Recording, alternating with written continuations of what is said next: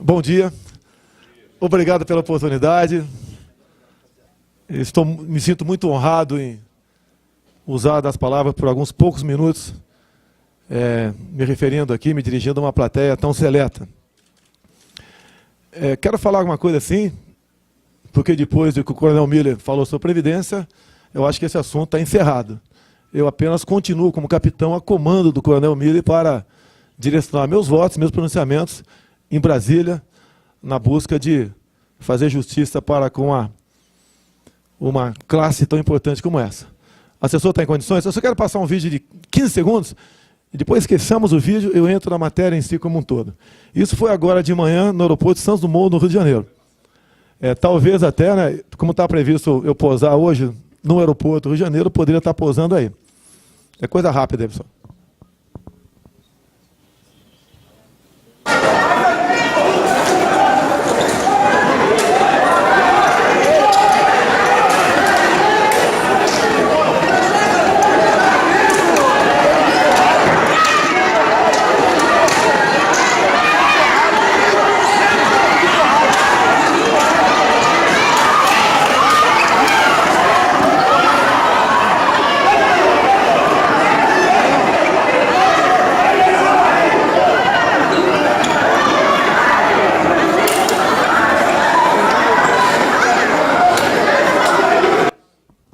Vamos agora ao nosso bate-papo. A CUT, democraticamente, exercendo o teu direito de lutar pelos trabalhadores no Brasil. Se permite, uma palavra foi franqueada, né? Não recebi uma pauta, então eu vou na minha. O que eu quero dizer para os senhores? O meu PO é de capitão. A minha turma são generais de exército.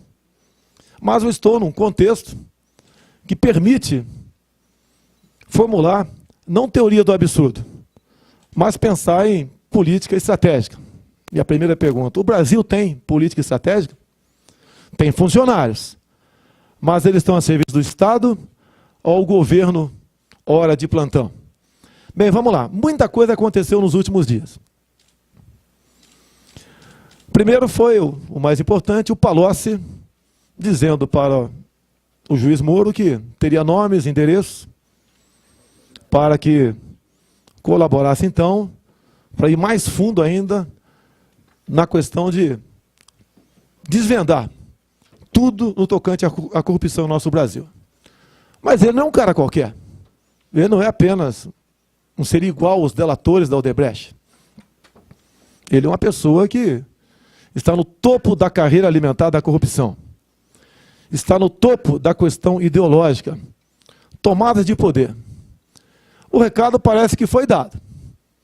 Não foi para nenhum conhecido nosso. Foi para um poder, na minha análise. Quando ele fala isso, o Supremo decide conceder HC e libertar Bunlai. Para dar uma certa contrabalanceada, o mesmo Supremo faz voltar para a prisão o Bruno, ex-jogador do Flamengo. Ato contínuo, via HC, liberta Genu, ex-tesoureiro do meu ex-partido. Não é um cara qualquer, apenas um arrecadador. 32 nomes do meu ex-partido estão dentro do Supremo. Bem, para contrabalancear, TJ do Rio faz voltar para Bangu a esposa do governador. Prosseguindo um pouco mais, longe de uma teoria da conspiração. O Supremo já tem dado dicas, né, nos últimos dias, que visando dar uma nova interpretação do foro privilegiado. Bem, o nosso querido Senado Federal, por unanimidade, resolve aprovar uma PEC botando um ponto final nisso. Apenas meia dúzia teriam foro privilegiado. Bem, continuemos um pouco mais. O que falta para o checkmate na Lava Jato? Que o nosso querido Supremo Tribunal Federal reinterprete decisão anterior de levar para a cadeia possíveis condenados em segunda instância. Checkmate. É o retrato, na minha análise, do que está acontecendo. A gente volta para a BIM. Inteligência estratégica. Está nas mãos de quem no momento? Vocês sabemos quem é o presidente e o partido dele. Sabemos das tratativas, inclusive uma explícita do ex-ministro das Relações Exteriores, que voltou para o Senado agora, dizendo que interessa um acordo com o PT e com o PMDB. Todos juntos, buscando a governabilidade. Jornalistas como Reinaldo Azevedo escancaram a sua defesa de corruptos de partidos ao qual ele sempre apoiou. Um jornalista que vinha muito bem até há pouco tempo simplesmente degringolou. Então, a governabilidade, pela cúpula dos poderes, parece que passa pela continuidade do que está aí. Não é à toa que a gente cresce do nada. Quem sou eu numa política estratégica do Brasil? Não sou ninguém. E os senhores assistem um trabalho enorme de grande parte da mídia para me desacreditar. Não tenho obsessão pelo poder. Pode isso ser uma missão. Bem, vamos aprofundar um pouco mais.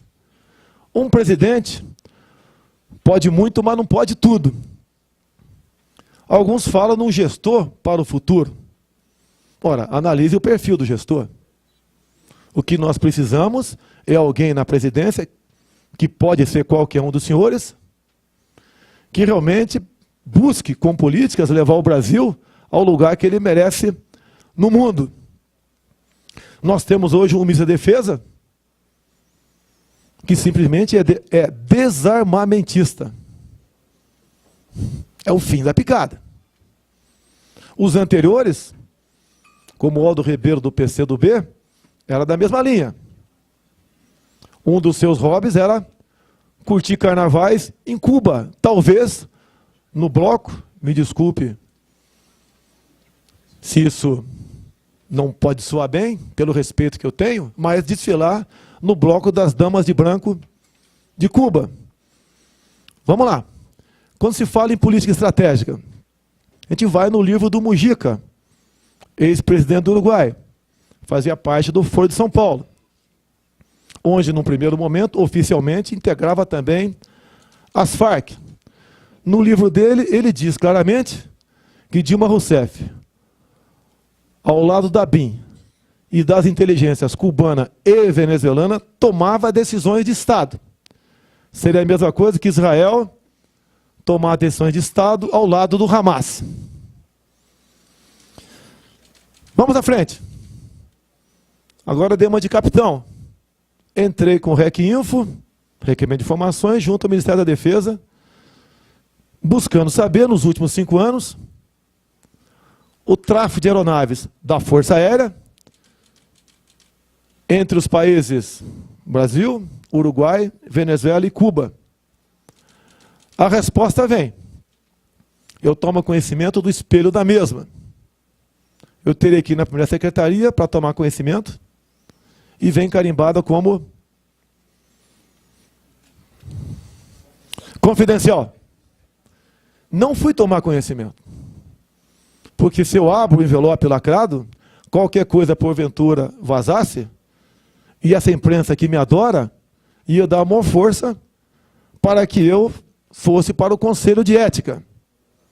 Gostaria de pedir o apoio da imprensa, junto com a Lei de Informações, que nós consigamos abrir isso e mostrar para o povo brasileiro, para todos nós, o que essas aeronaves faziam nesse percurso com pessoas cujo semblante, passado por colegas meus de outra força,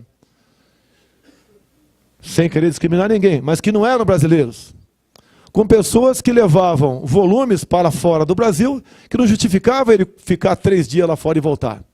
Ou então ia vazio e voltava também com volumes que não justificavam, porque lá não tinha o que comprar, não tinha um shopping para o cara fazer compra e trazer presentinho para cá. Me surpreende, notícia da semana, o nosso presidente Michel Temer, a decisão é do Ministério da Justiça, mas ele é o presidente, é igual a nós. O comandante é o responsável. por tudo que acontece e deixa de acontecer. Ele simplesmente dá direito aos prefeitos buscar junto a OPAS a contratação de cubanos. Vale a pena o registro aqui. Um colega, 3 anos aproximadamente atrás, me traz a informação que o Exército pegou um capitão cubano no Ibirapuera, uma base logística do Exército. Então, desconfiaram, tomaram as providências e descobriram que aquele cidadão não era médico, era um capitão. E, logicamente, como é que foram em cima dele? Né? Bastante suave, não podia ser diferente. A maneira como ele se comportava e arrumava sua cama todo dia, mania de militar. Bem, quando isso acontece, a autoridade militar do Exército lá, via RPI, mandou para cima essa informação. O que eu pude fazer? Não conseguindo me satisfazer com as informações que tive no meu círculo de amizade, fui para a tribuna. A revista Veja veio para cima de mim. Queria o acesso ao RPI caso eu tivesse. Eu simplesmente devolvi. Procure a defesa, ministro Jacques Wagner. Houve um ping-pong. A Veja quis dar um checkmate em mim e eu dei neles. Ora, o ministro tem que responder 2 respostas. É mentira do deputado. Eu posso sacar a RPI. Daí cai do cavalo o ministro. Ou é verdade? Qual a providência que o ministro tomou? Se tem ou não RPI, eu estou aguardando a resposta da defesa. O Brasil, vocês viram agora há pouco aqui, está sendo um fiasco, essa tal greve, famosa greve. 20 pessoas pararam a ponte Rio-Niterói. Algumas poucas dezenas pararam também. Vias de acesso em São Paulo. Com toda certeza, são poucas pessoas parando também a rodovia que liga aqui Goiânia a Curitiba. Mas, Brasília, é que eu estou com o Lula na cabeça aí.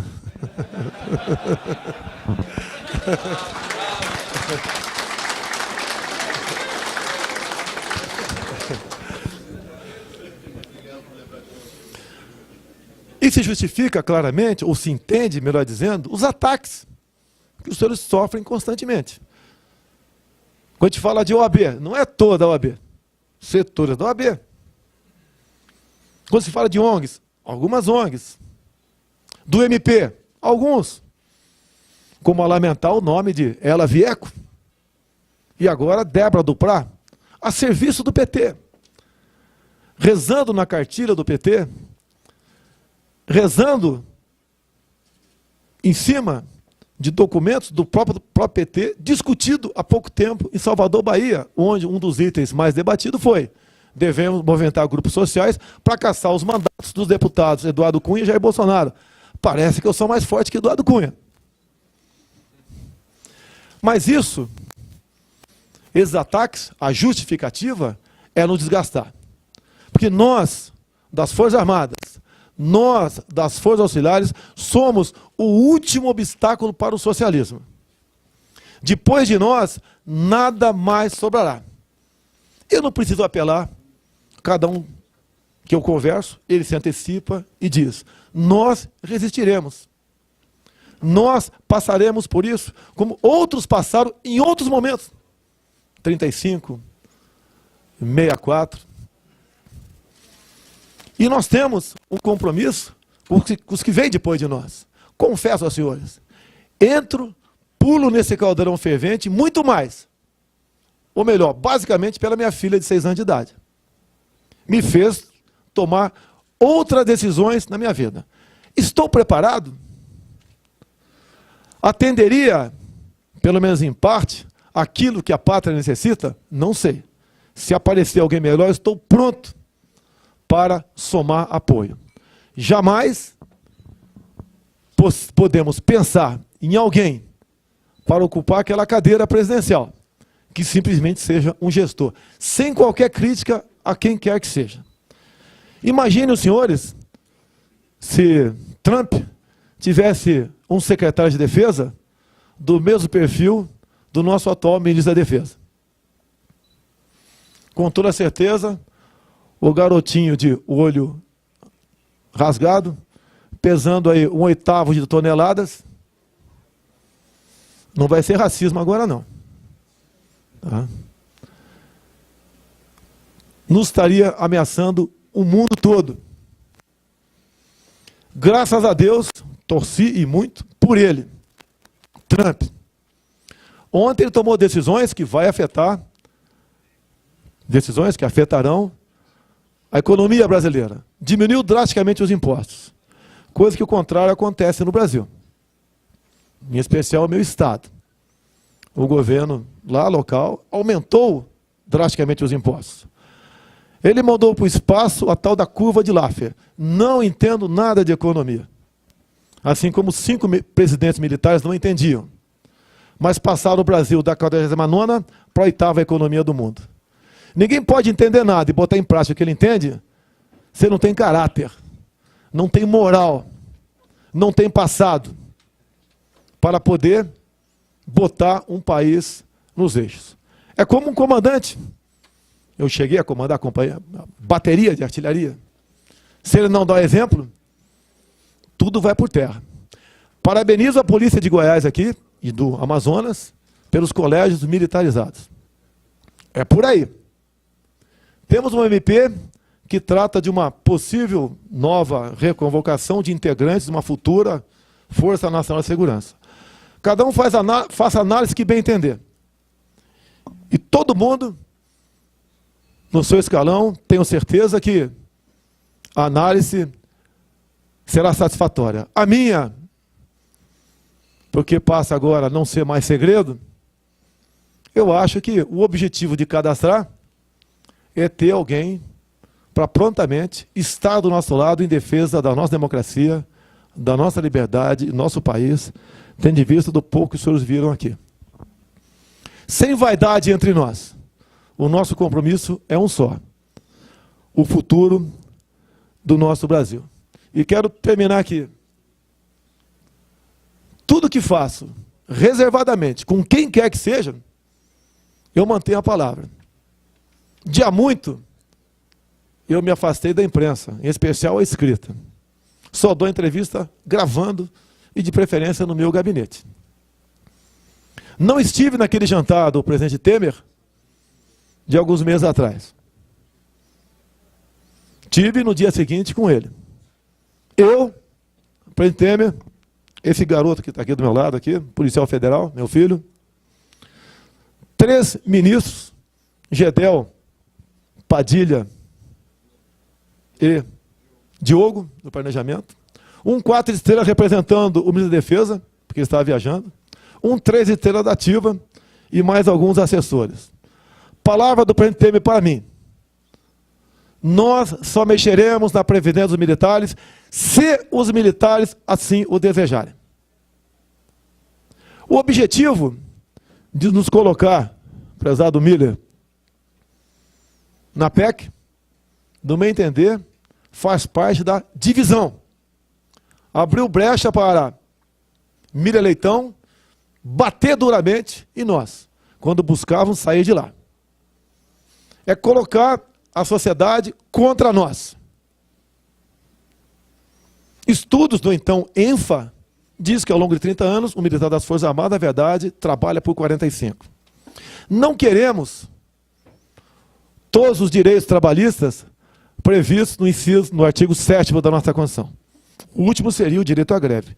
Nenhum de nós, eu, não apoio uma proposta nesse sentido.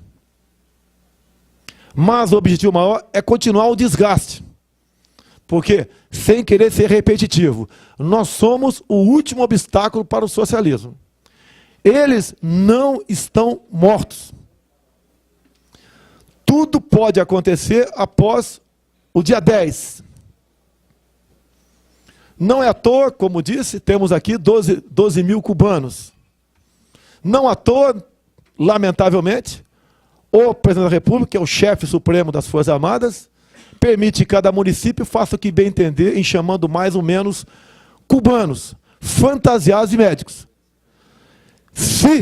Se tivesse que tomar uma decisão, A ou B, não tem terceira alternativa, entre cubanos no Brasil e bolivianos, ou melhor, e brasileiros formados médicos na Bolívia, eu acho que todos nós optaríamos pela alternativa B. E mais ainda, a gente fala quando a gente quer evitar que alguém chegue a algum lugar, vamos cortar-lhe a gasolina. O governo do PMDB não cortou a gasolina do PT. E nessas viagens, carimbada como confidencial no REC Info que recebi, o Brasil continua mandando por ano para Cuba 1 bilhão e 300 milhões de reais. Nós estamos financiando a ditadura cubana e com toda certeza, pelo direito constitucional que eu tenho de revelar e sem ter que dizer qual é a fonte, parte desse dinheiro vem para cá.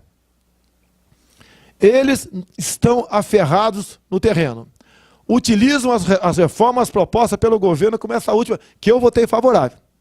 Afinal de contas, não votamos nenhuma PEC. Em consequência, nenhum artigo foi suprimido dos incisos do artigo 7º que fala dos direitos trabalhistas.